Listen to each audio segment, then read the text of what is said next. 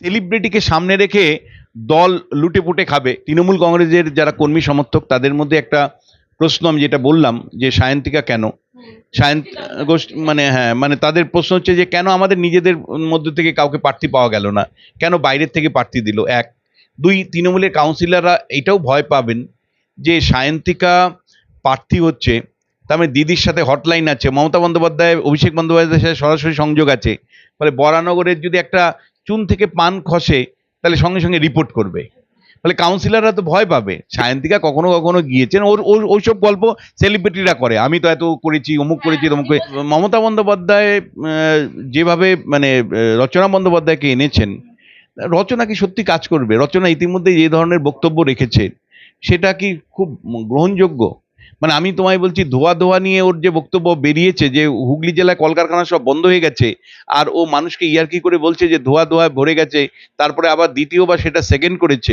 Celebrity প্রার্থী যদি আনা যায় তাহলে সেলিব্রিটিরা নির্বাচনে জয়ী হয়ে যাওয়ার পরে দলের কাজকর্ম দেখবে না। প্রার্থী পরিচয় খুব ইম্পর্টেন্ট। দলের একটা দায়িত্ব থাকে প্রার্থীকে পরিচিত করে দেওয়ার। ফলে সেলিব্রিটি যদি দাঁড়ায় তাহলে প্রার্থী পরিচিতি করতে খুব সহজ হয়, তাই না? ভান্ডার দিতে গিয়ে মমতা বন্দ্যোপাধ্যায় কার্যত পুরসভাগুলোকে কোনো টাকা দিতে পারছে না, পঞ্চায়েতগুলোকে টাকা দিতে পারছে না।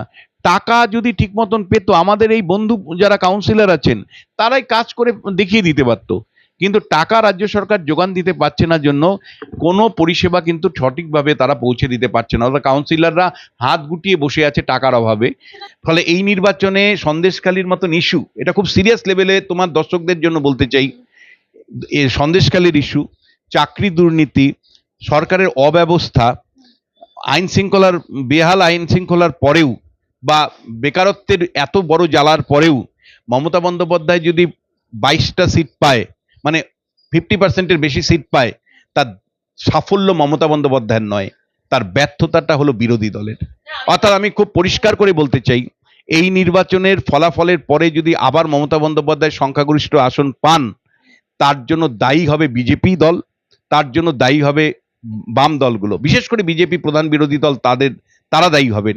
এটা বুঝতে হবে যে পশ্চিমবাংলার রাজনীতিতে 33% মুসলমানদেরকে বাদ দিয়ে যে ক্ষমতার পরিবর্তন আনা সম্ভব হবে না, সেইটা কিন্তু এই নির্বাচনের ফলাফলে যদি মমতা বন্দ্যোপাধ্যায় 22টা সিট পান, মানে 50%-এর বেশি সিট পান, তাহলে দিনের আলোর মতন পরিষ্কার হবে যে এই এত অন্যায়, এত অবিচার, এত অত্যাচার, এত দুর্নীতির পরেও মমতা বন্দ্যোপাধ্যায় আবারও 50% বা 50%-এর বেশি আসন পেলেন। এর সাফল্য যতটা না মমতা বন্দ্যোপাধ্যায়ের, তার থেকে অনেক বেশি ব্যর্থতা বিরোধী দলের। একটা সেলিব্রিটিদের কে নিয়ে একটা ভোট সমাগম আগে হতো, আর এখনো দেখছি শাসক দলে সেলিব্রিটি মুখটা ঠিক রাখাই হয়েছে শাসক দলের ক্ষেত্রে বেসিক্যালি। যেমন ধরুন রচনা বন্দ্যোপাধ্যায়, আপনারই বরানগরে সায়ন্তিকা দাঁড়িয়েছে, যেখানে সজল ঘোষ তার প্রতিদ্বন্দ্বী। মানে এই যে সেলিব্রিটি দিয়ে ভোট টানার একটা কৌশল, কিভাবে দেখছেন? না দেখো, এইটা সাধারণত মানে অ্যানালিসিসের জায়গা থেকে 3 দিক থেকে দেখা যাচ্ছে।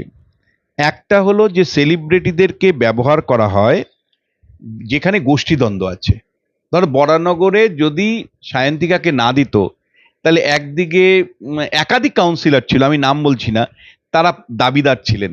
কোনো একজন কাউন্সিলরকে দিলে আর 5জন কাউন্সিলর লড়াই করতেন। সায়ন্তিকা আসাতেও যে লড়াই হবে না তা নয়, কারণ অনেকেই মনে করছেন বহিরাগত, তৃণমূলের মধ্যে এই ক্ষোভটা আছে, বাইরের লোক কেন কেন আমাদের মানে নিকটবর্তী কাউকে নেতা করা হলো না বরানগরের, এই প্রশ্নটা আছে। কিন্তু মূলত যেখানে গোষ্ঠীদ্বন্দ্ব থাকে সেই গোষ্ঠীদ্বন্দ্ব মেটানোর জন্যই মানে বাইরের থেকে সেলিব্রিটি প্রার্থী আনা হয়। দ্বিতীয় যেটা কারণ হলো যে ভাই, সেলিব্রিটি প্রার্থী যদি আনা যায় তাহলে সেলিব্রিটিরা নির্বাচনে জয়ী হয়ে যাওয়ার পরে দলের কাজকর্ম দেখবে না, ফলে দলের নেতাদেরকে মানে সমস্যায় পড়তে হবে না। ফলে সেলিব্রিটিকে সামনে রেখে দল লুটেপুটে খাবে, মানে এই ভাবনাটা কাজ করে। অর্থাৎ সেলিব্রিটি মুখ জয়ে সাহায্য করলো, এইবার তুমি গিয়ে সিনেমা করো, বাদ বাকি পার্টির মানে মানে যা সাংসদ তহবিল আমি দেখব, এমএলএ তহবিল আমি দেখব, তোমার সংগঠন নিয়ে ভাবতে হবে না। ফলে এইটা হলো দ্বিতীয় কারণ যে ভাই সেলিব্রিটি হলে মানে সংগঠনের নাক গলাবে না, প্রাত্যহিক দলীয় রাজনীতির মধ্যে ঢুকবে না, ফলে আমাদের সমস্যা থাকবে না। তৃতীয় যে বিষয়টা সেটা হলো যে দেখো, সেলিব্রিটিদের তো সেলেবল ভ্যালু থাকে, এটা তো অস্বীকার করার উপায় নেই। সায়ন্তিকা যদি আমার বাড়ির পাশ দিয়ে যায়, আমার বাড়ির লোক মানে জানলা দিয়ে উঁচিয়ে দেখবে যে কে কার্তি, ফলে পরিচিতি তৈরি করতে সাহায্য করে। একটা লোক বিধানসভা বা লোকসভাতে ভোটারদের কাছে পরিচয়, প্রার্থী পরিচয় খুব ইম্পর্টেন্ট। দলের একটা দায়িত্ব থাকে প্রার্থীকে পরিচিত করে দেওয়ার, ফলে সেলিব্রিটি যদি দাঁড়ায় তাহলে প্রার্থী পরিচিতি করতে খুব সহজ হয়, তাই না? এটা কিন্তু খুব খুব কঠিন লড়াই আছে। এই লড়াইয়ে তৃতীয় পক্ষের ভোটের উপরে কিন্তু কে জিতবে কে হারবে নির্ধারণ করবে। তৃতীয় পক্ষ মানে খুব বাম প্রার্থী, তা হ্যাঁ, তন্ময় ভট্টাচার্য, তিনি তার মোটামুটি ধরো 19-20 হাজার ভোট আছে। এই 19-20 হাজার ভোট যদি নামিয়ে দিতে পারে সজল ঘোষ, তাহলে সজল ঘোষ জিতবে। আর যদি 19-20 হাজার ভোট যদি বাড়িয়ে ধরো 30 হাজারে মানে বাম প্রার্থী নিয়ে যায়, তাহলে সজল মানে সায়ন্তিকা জিতবে। ফলে এই তৃতীয় পক্ষের ভোটের উপরে কিন্তু বরানগর দাঁড়িয়ে আছে। একদম আমি তোমায় বলছি যে মানে সজল ঘোষের প্লাস পয়েন্ট হলো একটা ক্লিন ইমেজ আছে, লড়াকু ইমেজ আছে, এবং সজল ঘোষ বাড়ির ছেলে, ঘরের ছেলে, পাড়ার ছেলে, এই ইমেজটা আছে। এবং একদম শুধু তাই নয়, কাউন্সিলর মানে খুব দক্ষ কাউন্সিলর, পূজারকে কেন্দ্র করে তার একটা পরিচিতি আছে, একটা ভালো হৃদয়ের ছেলে, মানে দুষ্টু ছেলে নয়। ফলে একটা ভালো ছেলে ইমেজ, ঘরের ছেলে ইমেজ, এবং পলিটিক্যাল ইমেজ আছে ওর। সায়ন্তিকার তো পলিটিক্যাল ইমেজ সেই অর্থে নেই। আর যতটুকু বাঁকুড়ায় আমরা দেখেছি সেটা মাটি কামড়ে পড়েনি। আমি তোমায় বলছি যে হ্যাঁ, এটা ঠিক যে মাঝে মাঝে গেছে, কর্মসূচি পালন করেছে, কিন্তু যেটা তোমায় বলার, সেখানে অরূপ চক্রবর্তী যিনি দাঁড়িয়েছেন তিনি এই শেষ কথা ছিলেন। বাঁকুড়ার রাজনীতিতে তৃণমূলের যিনি প্রার্থী বাঁকুড়ায় দাঁড়িয়েছেন অরূপ চক্রবর্তী, তিনি রাজনীতিটা বোঝেন, পোর খাওয়া মানুষ, এবং এই নির্বাচনে তার অ্যাডভান্টেজ পজিশন আছে বলে আমি মনে করি। এবং তিনিই রাজনীতি করেছেন। সায়ন্তিকা কখনো কখনো গিয়েছেন, ওইসব গল্প সেলিব্রিটিরা করে, আমি তো এত করেছি, অমুক করেছি, তমুক করে।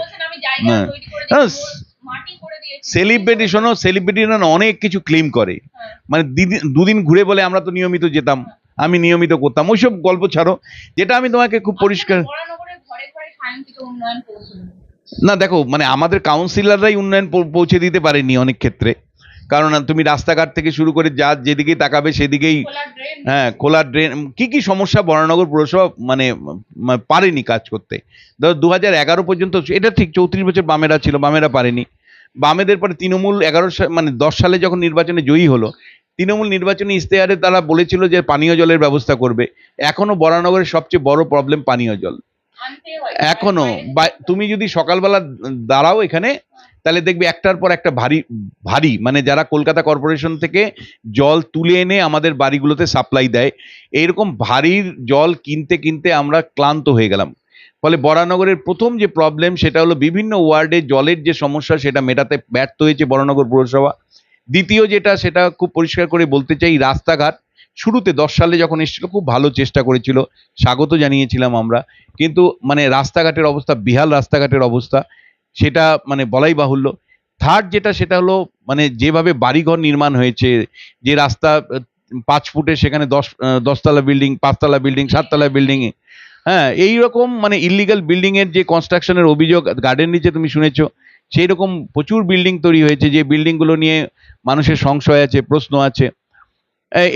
এইটা যেমন জলাশয়ের ক্ষেত্রে, জলাশয় সংরক্ষণের প্রশ্নেও একটা মানে ব্যর্থতার জায়গা আছে। জঞ্জাল পরিষ্কারের ক্ষেত্রে প্রচুর কাজ করার সুযোগ আছে, সবুজায়নের প্রশ্ন আছে। মানুষকে সঙ্গে নিয়ে পুরসভা চলছে না। হুগলি জেলায় বেকারত্বের হার ভয়ঙ্কর লেভেলে। হুগলি জেলার মতন একটা সমৃদ্ধ জেলায় সেখানে হাজার হাজার ছেলে পেলে বাইরের রাজ্যে কুলিগিরি করতে যাচ্ছে, আর আপনি বলছেন যে কারখানায় ভরে গেছে। দয়া করে এই ধরনের কথা বলবে না, এই নিষ্ঠুর পরিহাস। মানে মানে ওনার বোঝা উচিত, উনি ক্ষীর খেতে এসছেন, অর্থাৎ এমপি হয়ে নিজের মানে কেরিয়ারের শেষ প্রান্তে এসে নিজেকে রাজনীতিতে পজিশনিং করতে এসছেন, যে ভাই তৃণমূলের ক্ষমতায় আছে, এখন তৃণমূলের মধ্যে ঢুকে গিয়ে আমি এমপি হয়ে গেলাম।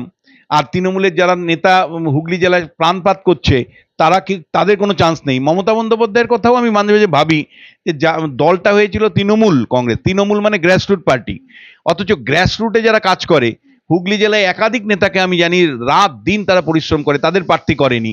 করেছে কাকে? যে এমন একটা লোক করেছে যার সোসাইটি সম্পর্কে আন্ডারস্ট্যান্ডিং নেই। আমার প্রশ্ন হচ্ছে, দেখো শোতে আমরা অনেক কিছুই বলতে পারি, সেটা সেই জায়গায় সে পারফরমেন্স 1 নম্বর, সেখানে তার ধারে কাছে কোনো নেতা নেই, কিন্তু বিবি নাম্বারে তার বিবি নাম্বারে শোতে তার ধারে কাছে কেউ নেই, শি ইজ দ্য মানে গ্রেট পারফর্মার। কিন্তু রাজনীতির ক্ষেত্রে যে মানুষকে জানতে হবে, সমাজকে জানতে হবে, সমাজের প্রতি হামদরদি থাকতে হবে, সেটা কোথায়?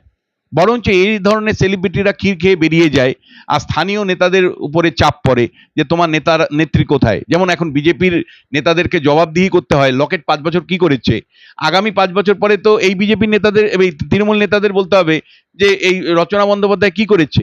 ফলে এরা রাজনীতিতে নন সিরিয়াস, এই রাজনীতিকে নন সিরিয়াস করার পেছনে মমতা বন্দ্যোপাধ্যায়ের অবদান বিরাট। আইএসএফ যেই মুহূর্তে সরে গেছে যাদবপুর থেকে, সেই মুহূর্তেটা লড়াইটা কিন্তু বামেরা অনেক দূর ছিটকে গেছে। মানে এখানে বারুইপুর পূর্ব, বারুইপুর পশ্চিম আর ভাঙর, এই 3টে ডেফিসিয়েন্সি বামেদের এতটাই থাকবে যে বামেদের ঘুরে দাঁড়ানোর সুযোগ নেই। ফলে বিরোধী ভোটের স্প্লিট সায়নের ক্ষেত্রে কিন্তু অবশ্যই ইতিবাচক হবে। বিরোধী ভোট যদি ঐক্যবদ্ধ থাকতো, দক্ষিণবঙ্গের একাধিক আসন তুমি দেখবে, ভোটের ফল যখন বেরোবে তখন তুমি দেখবে যে বিরোধী ভোটটা বিভাজিত হওয়ার ফলে তৃণমূল কংগ্রেস 40, 42, 45% ভোট পেয়েও বহু আসনে জিতে যাবে। ফলে সায়নী ঘোষ ভাগ্যবান। এখানে যেহেতু সিপিএম এবং বিজেপির মধ্যে কোনোদিনই আদর্শগত কারণে আঁতাত হবে না, ভারতবর্ষের সমস্ত রাজ্যে বিরোধীরা ঐক্যবদ্ধভাবে লড়াই করে। এমনকি মমতা বন্দ্যোপাধ্যায় যখন বিরোধী ছিল, বামেরা যখন শাসক ছিল, তিনিও কংগ্রেস, বিজেপি সবাইকে নিয়ে ঐক্যবদ্ধভাবে লড়াই করেছিলেন। কিন্তু আমাদের দুর্ভাগ্য যে মমতা বন্দ্যোপাধ্যায়ের দীর্ঘ শাসন যে রয়েছে, তার একটা বড় কারণ বিরোধীরা ঐক্য হচ্ছে না।